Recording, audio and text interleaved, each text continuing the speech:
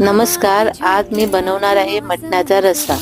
त्यासाठी कुकरमध्ये मी तेल घालून घेतलं, वरून मटण, मीठ आणि हळद घालून कुकरला 2 शिट्या करून घेतल्या।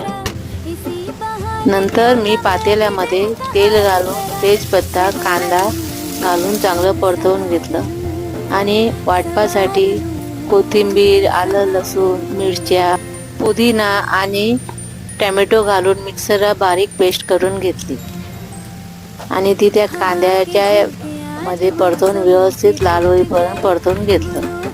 त्याच्यानंतर मी खोबऱ्याचं वाटण घेऊन तेही मिक्सरला बारीक करून घेतलं आणि त्यानंतर त्यात मी हळद, गरम मसाला, मालवणी मसाला, तिखट मसाला आणि मटण मसाला घालून चांगलं परतवून घेतलं। त्यात मी शिजवलेलं मटण टाकून 10 मिनिटं उकळी आणली।